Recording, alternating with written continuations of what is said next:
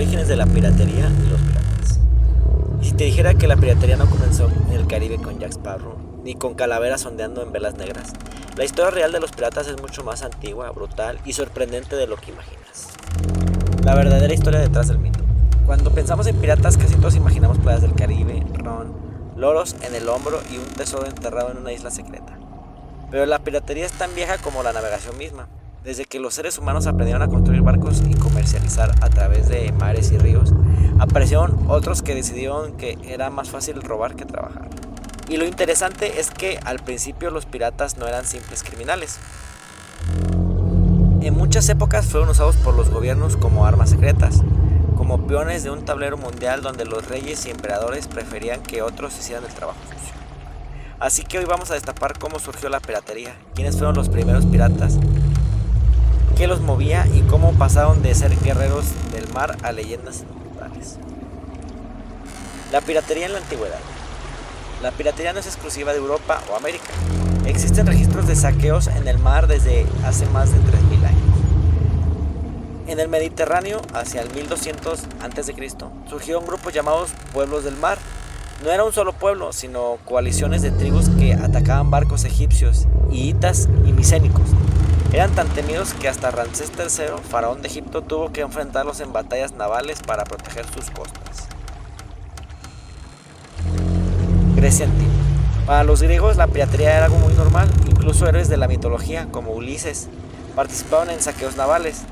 El historiador Tucídides escribió que en los primeros tiempos, ser pirata no era vergonzoso, era casi un oficio respetable. Los romanos odiaban a los piratas porque les cortaban el suministro de trigo desde Egipto. En el siglo I a.C., los piratas cilicios del Mediterráneo se hicieron tan fuertes que incluso secuestraron a un joven Julio César. Cuenta la historia que, mientras estaba cautivo, César les prometió que, una vez liberado, regresaría para crucificarlos, y lo cumplió. Piratas en el medioevo, del Mar del Norte al Índico. Con la caída de Roma, los mares no quedaron tranquilos. La Edad Media trajo nuevas olas de piratas. Los vikingos. Entre los siglos 8 y 9, los vikingos asolaron a Europa. No solo eran exploradores y comerciantes, sino también saqueadores por excelencia. Atacaban monasterios y pueblos costeros, y hasta ciudades enteras. Sus barcos, los drakkar, eran tan rápidos que aparecían de la nada y atacaban y desaparecían sin dejar rastro. En la misma época, corsarios musulmanes controlaban rutas desde el norte de África, capturaban barcos cristianos, secuestraban pasajeros y vendían esclavos. El Océano Índico. Mucho antes de que llegaran los europeos, ya había piratería en estas aguas.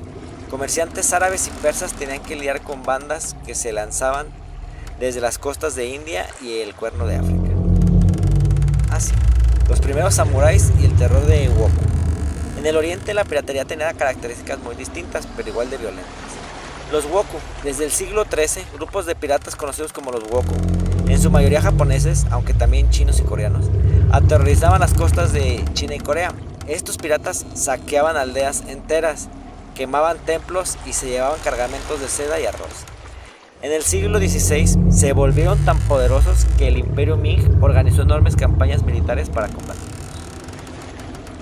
Durante siglos el archipiélago filipino fue escenario de la piratería. Tribu tras tribu competían por controlar el comercio marítimo, y más tarde los piratas moros del sur del país se especializaron en asaltar barcos españoles. Uno de los casos más impresionantes de la historia ocurrió en el siglo XIX, cuando Shen Yizhao, una mujer china, llegó a comandar una flota de más de 300 barcos y 40,000 piratas. Era tan poderosa que el gobierno Qing prefirió ofrecerle un pacto antes de enfrentarse a ella. África también fue escenario de piratería brutal. Los bereberes y corsarios del Magreb. Desde los puertos como Argel, Túnez o Trípoli, los corsarios bereberiscos atacaban barcos cristianos en el Mediterráneo. Se estima que entre los siglos XVI y XIX capturaron a más de 1 millón de europeos que fueron vendidos como esclavos en el norte de África. En el Océano Índico, Madagascar fue durante décadas el refugio pirata. A finales del siglo XVII, corsarios y bandidos europeos se instalaron en la isla y crearon una especie de comunidad independiente. Aunque muchos dudan de su existencia como república pirata organizada, Hay documentos que prueban que sirvió como base para atacar barcos de la Compañía de las Indias. Aunque no pertenece a la historia antigua, Somalia es recordatorio de que la piratería nunca murió. A inicios del 2000, los piratas somalíes capturaban buques petroleros y pedían rescates millonarios, pidiendo en pleno siglo XXI los mismos patrones de hace 1000 años. No solo en el Caribe vio nacer a leyendas piratas. El Pacífico Sur, piratas como Francis Drake llegaron a atacar puertos en Perú y Chile. En 1579, Drake capturó el galeón español Nuestra Señora de la Concepción, llevándose toneladas de plata y oro. El Caribe era el corazón de la piratería. Con el oro y la plata de México, Perú, los galeones españoles se convirtieron en blancos irresistibles. Aquí nacieron figuras legendarias como Barba Negra, Calico Jack y Henry Morgan. El Golfo de México, ciudades como Campeche o Veracruz sufrieron repetidos ataques piratas. Campeche, en particular, fue asaltada tantas veces que sus habitantes levantaron murallas para defenderse. Los corsarios, piratas con licencia. Aquí es donde la historia se vuelve más interesante. A partir del siglo XV, cuando las potencias europeas empezaron a conquistar y explorar América, los mares se convirtieron en autopistas de oro, plata y especias. Y claro, eso fue un imán para los piratas. ¿Pero qué es un corsario? Era básicamente un pirata legalizado. Un gobierno le daba una patente de corso, un permiso oficial para atacar barcos enemigos. Así, un corsario podía robar y matar, pero siempre y cuando lo hiciera contra los enemigos del rey que le pagaban. Uno de los corsarios más famosos fue el inglés Francis Drake. Para los españoles era un bandido sanguinario, para los ingleses un héroe nacional. Robó toneladas de oro y plata de galeones españoles y hasta tocó la ciudad en nombre de Dios en Panamá. Las potencias europeas jugaban sucio. En tiempos de paz denunciaban a los piratas, pero en tiempos de guerra los contrataban. Era como tener un ejército privado en el mar, sin gastar dinero en mantenerlo. El auge de la piratería en el Caribe. Cuando escuchamos la palabra pirata, casi siempre pensamos en el Caribe del siglo XVII y XVIII. Y no es casualidad. España transportaba toneladas de oro y plata desde América hasta Europa. Galeones cargados hasta el tope cruzaban el Atlántico. Era inevitable que atrajeran piratas. Lugares como Jamaica, Tortuga o las Bahamas se convirtieron en guaridas piratas. Allí reparaban barcos, reclutaban hombres y vendían lo que robaban. A diferencia de las rígidas jerarquías de los ejércitos, los piratas eran más democráticos.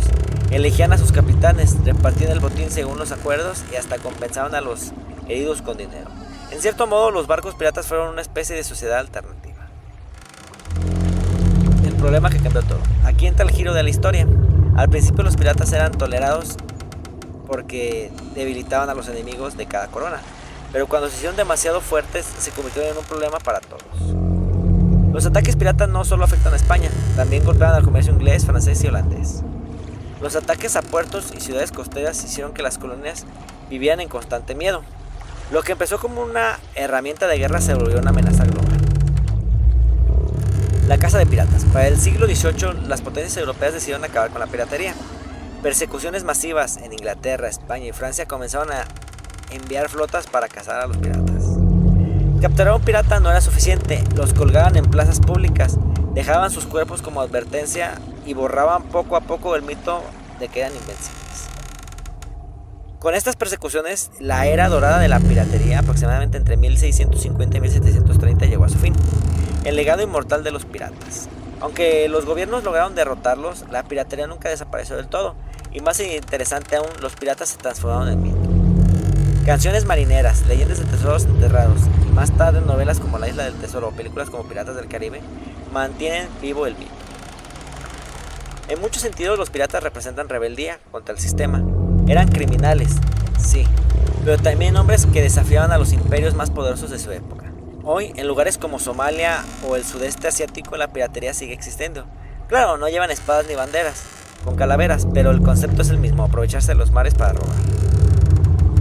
La historia de la piratería no es solo una historia de saqueos y batallas en el mar, es también la historia de cómo los poderosos usaron a las piratas cuando les convenía y les destruyeron cuando ya no les servía. Los piratas pasaron de ser enemigos temidos a convertirse en leyendas inmortales, y aunque sus cuerpos terminaron colgados en los puertos, sus espíritus siguen navegando a cada historia.